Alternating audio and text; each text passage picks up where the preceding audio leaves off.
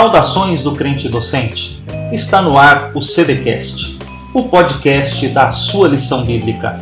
Eu sou o professor Erivelton Nunes e estamos estudando a revista número 1 da série Discipulado da editora Central Gospel sobre o tema Caminhando com Jesus.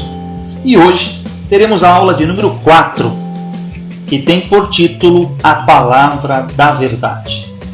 Gostaria de pedir para você que nos acompanha neste momento que divulgue o trabalho realizado pelo crente docente. Para isso, se inscreva no canal, deixe o seu like, acione o sininho para ficar por dentro de todas as novidades. E neste momento também agradeço a Deus pela oportunidade. Agradeço aos meus líderes, aos organizadores, ao professor Edivanei e a todos os colaboradores do crente docente. Eu quero iniciar falando de um texto que está escrito em João, capítulo 17, versículo 17. Jesus Cristo, Filho de Deus, em sua oração intercessória pelos seus seguidores, pelos seus discípulos, pediu para Deus: santifica-os na verdade. A tua palavra é a verdade. A Bíblia é o livro dos livros, inspirada por Deus, escrita por homens santos, concebida no céu, nascida na terra, odiada pelo inferno, pregada pela igreja, perseguida pelo mundo e crida pelos fiéis. A palavra de Deus é infalível, é inerrante e também suficiente. Ela é vencedora invicta de todas as batalhas. Ela tem saído ilesa do ataque implacável dos críticos, das fogueiras da intolerância. A palavra de Deus é a bigorna que tem quebrado todos os martelos dos céticos, dos descrentes. Homens perversos se esforçaram para destruí-la, para queimá-la, para escondê-la ou mesmo atacá-la. Mas ela tem saído ilesa de todas estas investidas. Ela é viva e poderosa. É atual e também oportuna. Por meio dela, nós somos gerados de novo. Por meio dela, nós cremos em Cristo. Por meio dela, nós somos fortalecidos. A palavra de Deus é água para os sedentos, pão para os famintos e luz para os errantes. Por meio dela, todos somos santificados e através dela recebemos poder. Ela é a arma de combate e também o escudo que nos protege. Ela é mais preciosa que o ouro e mais doce que o mel. O apóstolo Paulo, quando foi instruir o seu filho na fé, Timóteo, que nesta ocasião estava pastoreando a igreja de Éfeso, ele escreve da seguinte forma em 2 Timóteo, capítulo 3, versículos 14 a 17. Quanto a você, porém, permaneça nas coisas que aprendeu e das quais tem convicção, pois você sabe de quem o aprendeu. Porque desde criança você conhece as sagradas letras, que são capazes de torná-lo sábio para a salvação mediante a fé em Cristo Jesus. Toda a Escritura é inspirada por Deus e útil para o ensino, para a repreensão, para a correção e para a instrução na justiça, para que o homem de Deus seja apto e plenamente preparado para toda boa obra. Diante desse texto, eu quero dizer para você sobre a origem das Escrituras. Quando Paulo escreveu a Timóteo, ele diz que toda a Escritura é inspirada por Deus. Ou seja, a origem dela não é fruto da mente humana, mas é a revelação divina. Ela não provém da descoberta humana, mas do sopro de Deus. Toda a autoridade das Escrituras depende exclusivamente da sua origem divina. A palavra grega theopneustos significa literalmente que a palavra de Deus foi soprada por Deus. Isso não quer dizer, porém, que Deus anulou a personalidade, o estilo ou a preparação de seus escritores, uma vez que estes homens santos falaram movidos pelo Espírito Santo. Significa, no entanto, que as Escrituras surgiram na mente de Deus e foram comunicadas pela boca de Deus, pelo sopro de Deus ou pelo seu Espírito. As Escrituras são a palavra de Deus. É como os profetas costumavam anunciar: a boca do Senhor o disse. É importante destacar que toda a Escritura, e não apenas parte dela, é inspirada por Deus. Tanto o Antigo quanto o Novo Testamento compõem as Escrituras Sagradas. Muitos liberais aproximaram-se das Escrituras carregados de ceticismo, de descrença, contestando toda a inspiração, toda a inerrância, toda a infalibilidade. Àqueles que enganosamente afirmaram que as Escrituras apenas contêm a palavra de Deus, mas que elas não são a palavra de Deus. Outros negam a sua historicidade e tentam, de uma certa forma, arrumar um jeitinho de explicar seus registros históricos e seus milagres de uma forma metafórica. Permanece a verdade inabalável de que toda a Escritura é inspirada por Deus. Sobre este sólido fundamento devemos construir a nossa fé. John Wesley usou uma forte lógica para provar a origem divina das Escrituras. A Bíblia foi concebida por uma das três fontes. Primeiro, por homens bons ou por anjos. Segunda hipótese, por homens maus ou demônios. Terceira hipótese, por Deus. Analisemos a primeira. A Bíblia não poderia ter sido concebida por homens bons nem por anjos, porque ambos não poderiam escrever um livro em que mentissem em cada página escrita, em que houvesse as palavras, assim diz o Senhor, sabendo perfeitamente que o Senhor nada dissera e de que todas as coisas tivessem sido inventadas por eles mesmos. Segundo ponto, a Bíblia não poderia ter sido concebida por homens maus ou por demônios, porque não poderiam escrever um livro que ordenara a prática de todos os bons conselhos, que proibisse os pecados e que descrevesse o castigo eterno de todos os incrédulos. Portanto, a única opção lógica válida é de que foi concebida por Deus e depois revelada aos homens. Ainda no texto de 2 Timóteo capítulo 3, nós temos os versículos 15 a 17, que mostram o propósito das Escrituras. Já vimos que a origem dela é divina. Agora vamos analisar qual é o objetivo, o propósito das Escrituras. Bom, se a origem das Escrituras nos fala de onde ela provém, o seu propósito, ele fala do que ela pretende. Então vamos ver pelo menos os três propósitos descritos nesse texto. O primeiro deles está aqui. As Escrituras conduzem as pessoas à salvação. E que desde a infância sabes as sagradas letras que podem tornar-te sábio para a salvação. Foi isso que Paulo disse a Timóteo. Desde que você era criança, você conhece as sagradas letras. E qual o propósito dela? Ela pode te tornar sábio para a salvação. A Bíblia é essencialmente um manual de salvação. Seu propósito mais alto não é ensinar fatos da ciência, que o homem pode descobrir por investigação experimental, mas é sobre ensinar os fatos da salvação, que nenhuma exploração humana pode descobrir e somente Deus pode revelar. As Escrituras falam sobre a criação e a queda, ensinam sobre o juízo de Deus e também sobre o seu amor redentor. O segundo propósito é que as Escrituras anunciam a salvação por intermédio de Cristo. E o versículo 15 fala que pela fé em Cristo Jesus. Ou seja, só há um meio de receber a salvação. A salvação só pode ser recebida por meio da fé em quem? Em qualquer pessoa? Não. Na fé em Cristo Jesus. Então, só há salvação em Cristo. Ele é o caminho. No Antigo Testamento, as pessoas eram salvas pelo Cristo da promessa. No Novo Testamento, elas são salvas pelo Cristo da história. No Antigo Testamento, as pessoas olhavam para a frente, para o Cristo que haveria de vir. No Novo Testamento, elas olham para trás, para o Cristo que já veio. No Antigo Testamento, as pessoas creram no Cristo da promessa. No Novo Testamento, as pessoas creram no Cristo da história. O Antigo Testamento anuncia a promessa e a preparação para a chegada de Cristo.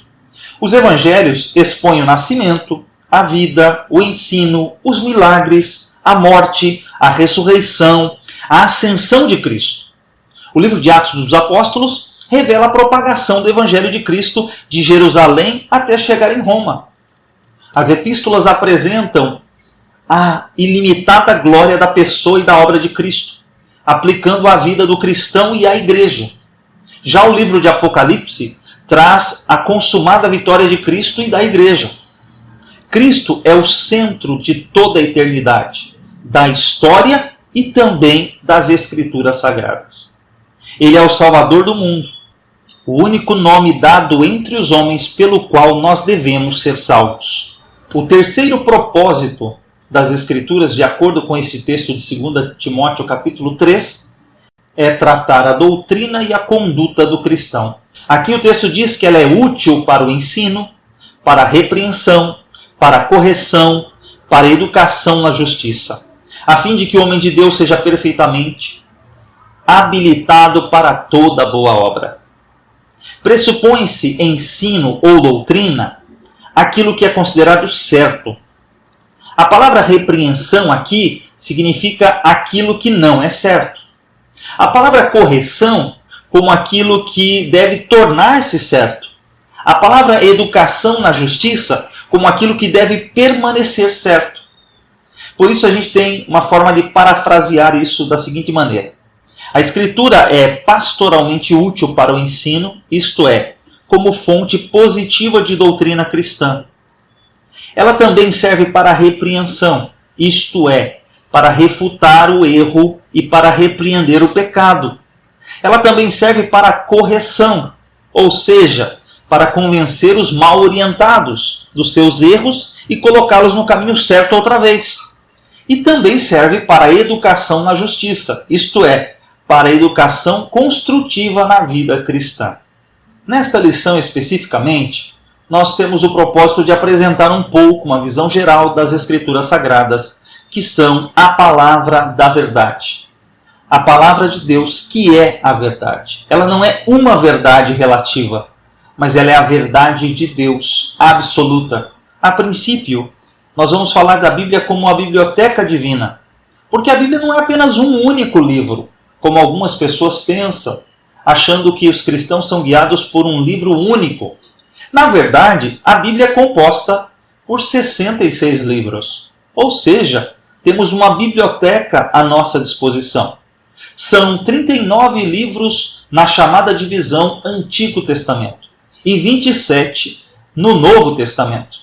Esses livros foram escritos ao longo de 1500 anos por aproximadamente 40 autores diferentes, de diferentes épocas, regiões e até mesmo culturas em alguns momentos. A Bíblia fala de vários tipos de pessoas, lugares e situações. Agora, todo seguidor de Cristo deve estudar a Bíblia, a palavra de Deus. Porque Jesus, o nosso mestre, ele tinha de fato familiaridade com as Escrituras. Ele faz uso de toda a Escritura. Vamos analisar o que está escrito em Lucas capítulo 24. Olha o que Jesus disse aos seus discípulos no caminho de Emaús. E começando por Moisés e por todos os profetas, explicava-lhes o que dele se achava em todas as Escrituras. Versículo 32. E disseram um para o outro, porventura não ardia em nosso coração quando pelo caminho nos falava e quando nos abria as Escrituras? Olha o versículo 44. E disse-lhes, são estas as palavras que vos disse, estando ainda convosco, que convinha que se cumprisse tudo que de mim estava escrito na lei de Moisés, e nos profetas, e nos salmos.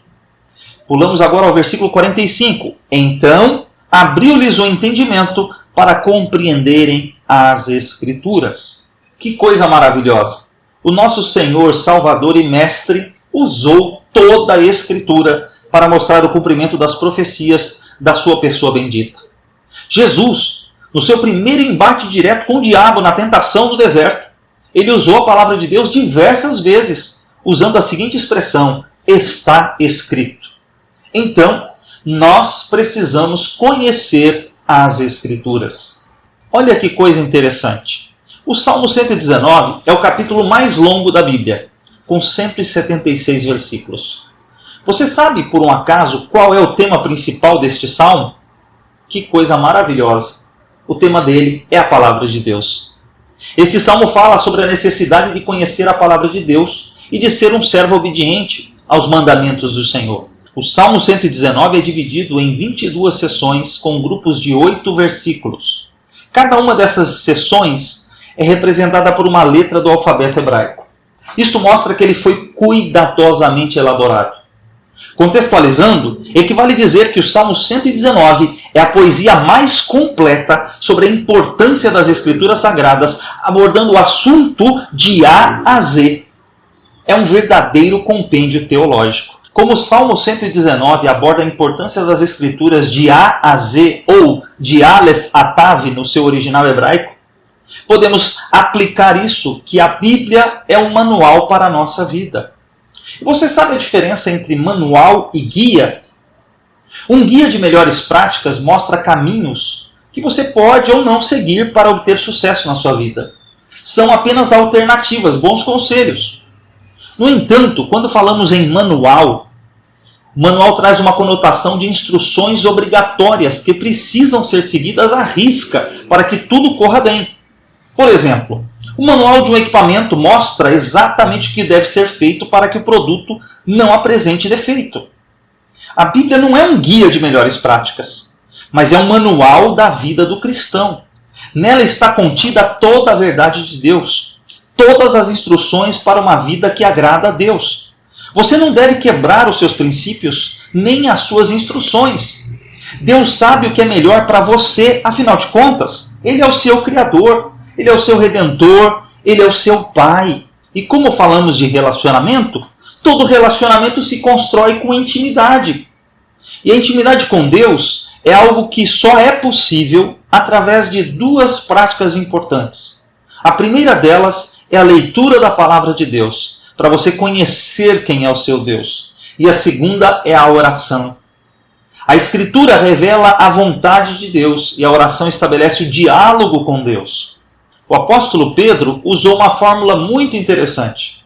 Ele diz assim: antes, crescei na graça e no conhecimento de nosso Senhor e Salvador Jesus Cristo.